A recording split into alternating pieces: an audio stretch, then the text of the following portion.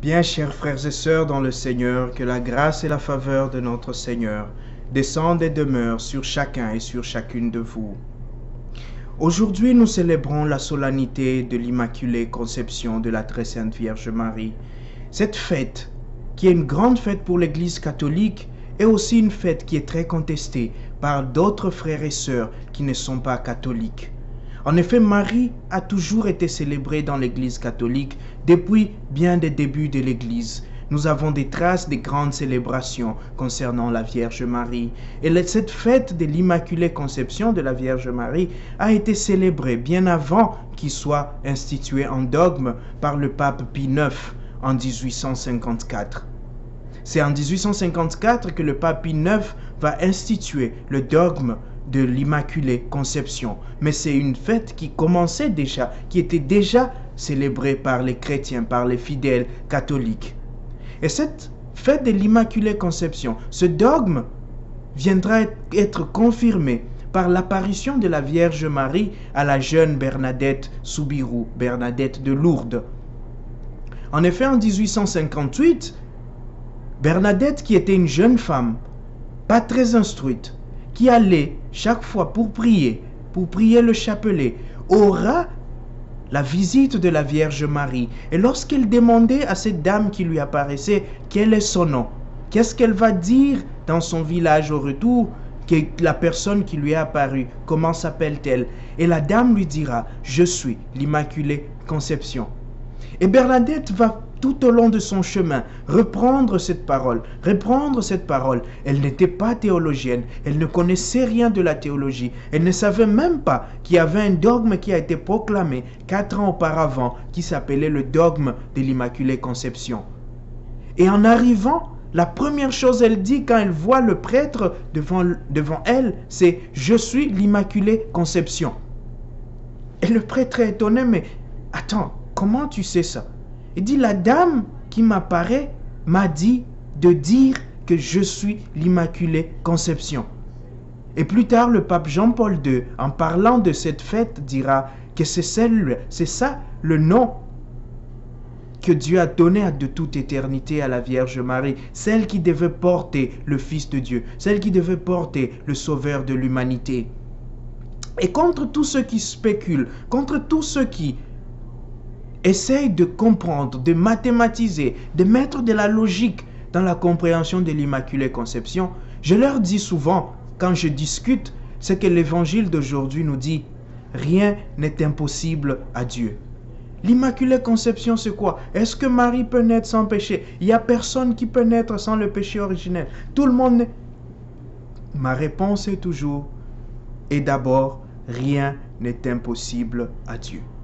Si le Seigneur qui a créé le ciel et la terre, qui a créé les hommes, qui a fait toutes choses, qui est le Tout-Puissant, peut faire tous les miracles qu'il fait dans ce monde, il est aussi capable de conserver Marie, de mettre Marie à part, de la prendre à part pour qu'elle soit la mère de son Fils, pour qu'elle porte en elle le Dieu vivant. Et donc, lorsqu'on m'interroge sur l'Immaculée Conception, je dis « Rien n'est impossible à Dieu ». Mais voyons dans l'Évangile même, l'Évangile d'aujourd'hui même nous montre que cette Immaculée Conception, quand nous disons que Marie a été conçue sans péché originel, nous ne tombons pas dans un abus de langage. Nous ne disons pas quelque chose d'impossible, parce que rien n'est impossible à Dieu. Et nous voyons dans l'Évangile les éléments qui nous prouvent cela, les éléments qui nous montrent cela, les éléments qui nous montrent que Marie est spéciale. Marie a été choisie, Marie a été comblée d'une grâce spéciale. La première chose que nous voyons dans cet Évangile, qui est l'Évangile de l'Annonciation par ailleurs, c'est la manière dont l'ange Gabriel s'adresse à Marie. Dieu, qui est le Tout-Puissant, pouvait bien venir, comme nous voyons dans notre monde, des responsables quand ils viennent parler à leurs subordonnés.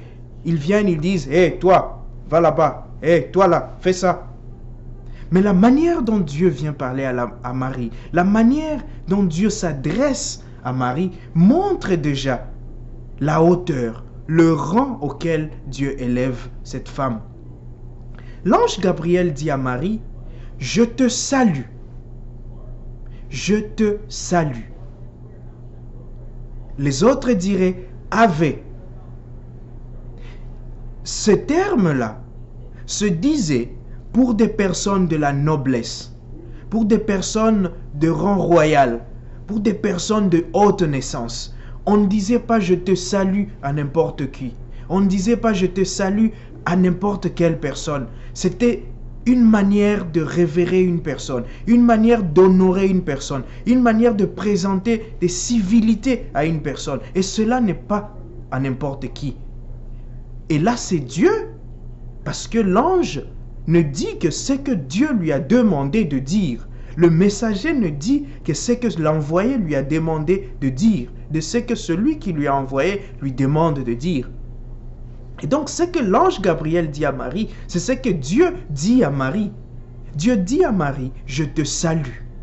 C'est-à-dire, je t'élève à un certain rang. Je t'honore à un certain niveau. Marie est élevée. Elle est élevée au rang où on élève les reines. Elle est élevée au rang où on élève les nobles. Et c'est ça qui trouble Marie. On nous dit Marie fut bouleversée par cette salutation. Elle fut bouleversée par la manière dont on s'adresse à elle. Elle se considère comme une petite fille d'Israël, une jeune fille inconnue, promise en mariage à un monsieur. Marie s'est préparée à commencer sa petite vie, une petite vie ordinaire. Mais tout cela vient bouleverser. Dieu avait déjà un projet sur Marie. Elle-même ne le savait pas. Et lorsque Dieu vient s'adresser à elle, Dieu vient avec de la manière, avec la finesse, avec le respect. Et Dieu, lorsqu'il vient s'adresser à nous, il vient avec ce même respect. Nous sommes des enfants de Dieu. Dieu a un projet sur chacun de nous. Et lorsque Dieu vient pour nous parler, lorsque Dieu vient pour s'adresser à nous, Dieu vient avec de la manière. Il vient avec le respect. Voilà le premier élément qui nous fait dire que l'Immaculée Conception n'est pas un hasard. L'Immaculée Conception n'est pas du verbiage. L'Immaculée Conception n'est pas impossible. Rien n'est impossible à Dieu. Marie, on la salue. Marie est élevée par Dieu lui-même. Le deuxième élément, c'est celui qui suit. L'ange dit, je te salue. Il ne dit pas Marie, mais il dit, comblée de grâce. Je te salue, comblée de grâce. Le nom de Marie devient comblée de grâce. Et lorsque nous lisons cela en français, on ne dit pas comblée de grâce. En français, ce mot est écrit en un seul bloc. On met des traits qu'on appelle en français traits d'union. C'est pour unir. Donc, comblée de grâce, c'est un mot. Ça devient un mot. C'est un nom composé, comme on dirait. Et donc, c'est le nouveau nom de Marie. C'est comme Jésus dirait à Pierre, désormais tu n'es plus Pierre, désormais tu n'es plus Simon, tu vas t'appeler Képhas. Et ce nom qui change signifie une mission. Ce nom qui change signifie une histoire. Ce nom qui change signifie une considération. Et donc, devant Dieu, Marie est celle qui est comblée de grâce. Marie s'appelle comblée de grâce. Et cela, nous savons que le terme combler, le verbe combler, renvoie à la plénitude. Je suis comblé de joie, je suis comblé d'amour, je suis comblé de quelque chose. Ça veut dire cela me dépasse, cela me donnait en abondance. J'en ai en abondance, j'en ai en plénitude. Ça déborde. Et donc les grâces de Dieu débordent en Marie. Et ça, c'est pas Marie qui le dit, c'est Dieu qui lui dit. Que désormais tu t'appelles comblé de grâce. Ma grâce en toi déborde. Ma grâce en toi abonde. Et si les grâces de Dieu abondent à Marie, pourquoi est-ce que celle de l'Immaculée Conception ne serait pas de cette... Puisque ce sont des grâces qu'elle a reçues au-delà même de ce que nous pouvons imaginer, de ce que notre intelligence humaine peut imaginer, de ce que nos capacités peuvent capter. C'est cela. C'est pourquoi l'Immaculée Conception, c'est quelque chose qui est possible à Dieu et qui est arrivé à Marie. Parce que Marie est comblée, elle a reçu au-delà même de ce que l'humanité peut imaginer. Voilà le deuxième élément. Le troisième élément, c'est lorsque Marie se sent bouleversée, lorsque Marie ne comprend pas, et demande à l'ange, mais qu'est-ce qui se passe? Comment est-ce que... Je ne comprends pas. Et l'ange lui dit, sois sans crainte Marie, parce que tu vas porter l'enfant du Très-Haut. Tu seras enceinte, tu vas enfanter un enfant, celui qui vient sauver Israël, celui qu'on a annoncé, celui que les prophètes ont annoncé, celui que les Écritures ont annoncé, c'est toi qui vas le porter. Quel honneur, quelle grâce. Qui sur la terre a déjà reçu cela? Qui depuis la création jusqu'à la fin de l'humanité portera cela? Personne. Il n'y a qu'elle. Il n'y a qu'elle qui a reçu cela. Et si elle est la seule qui a reçu cette grâce de porter le Fils du Très-Haut, alors elle a reçu la grâce de l'Immaculée Conception. La quatrième et la dernière chose que je voudrais partager avec vous, c'est que Marie se demande comment est-ce que cela va se faire. Marie est dans cette logique. Je suis une pauvre femme, je suis une fille, je suis vierge, je ne suis pas mariée, mais ça va se passer comment? Et l'ange lui dit, cela, Dieu va le faire. L'Esprit de Dieu te couvrira de son ombre, te prendra sous son ombre. Le Très-Haut viendra sur toi, l'Esprit te couvrira de son ombre. Et donc, c'est quelque chose de miraculeux qui va se passer en toi, Marie. C'est quelque chose qui dépasse l'humanité qui va se passer en toi. C'est quelque chose qui échappe à l'humanité qui va se passer en toi. Et donc, devant cela, Marie est comme pétrifiée. Elle descend. Elle ne comprend pas trop ce qui va se passer. Mais elle s'est dit, c'est Dieu qui va venir sur moi. C'est le Seigneur qui va descendre. Et qui suis-je? Qui suis-je pour ne pas accepter cette présence du Seigneur? Qui suis-je pour ne pas aider le Seigneur dans son projet de sauver l'humanité? Et devant cela, Marie dira cette belle phrase, « Je suis la servante du Seigneur, qui me soit fait selon ta parole. » Je ne comprends pas tout.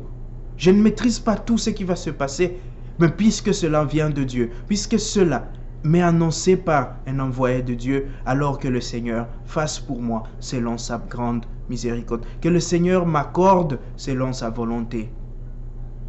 Voilà pourquoi, chers frères et sœurs, célébrer l'Immaculée Conception n'est pas une simple imagination humaine, n'est pas une simple spéculation des hommes, mais c'est quelque chose qui nous vient de Dieu lui-même.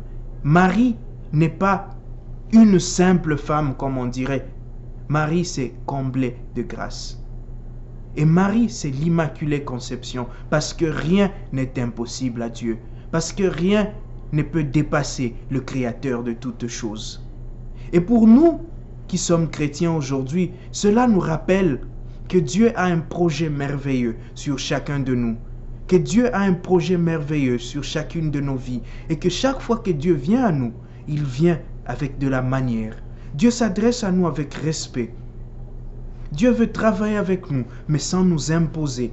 Dieu veut travailler avec nous en s'adressant avec nous, en dialoguant avec nous. N'ayons pas peur de parler à Dieu. N'ayons pas peur, comme Marie, de poser des questions à Dieu lorsque nous ne comprenons pas. Parce qu'il est là pour nous. Il est là pour nous aider. Il est là pour nous sauver. Dieu, dit-on, il nous a créés sans nous, mais ne peut nous sauver sans nous. Il veut notre collaboration. Il veut notre participation.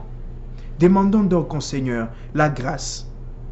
La grâce de découvrir notre propre mission aussi. La grâce de découvrir ce à quoi il nous appelle. Comme Marie, la grâce de collaborer à sa mission. Demandons à la Vierge Marie de continuer d'intercéder pour nous. Elle qui a été comblée de grâce. Elle qui est comblée de grâce. Qu'elle demande pour nous les grâces du Seigneur.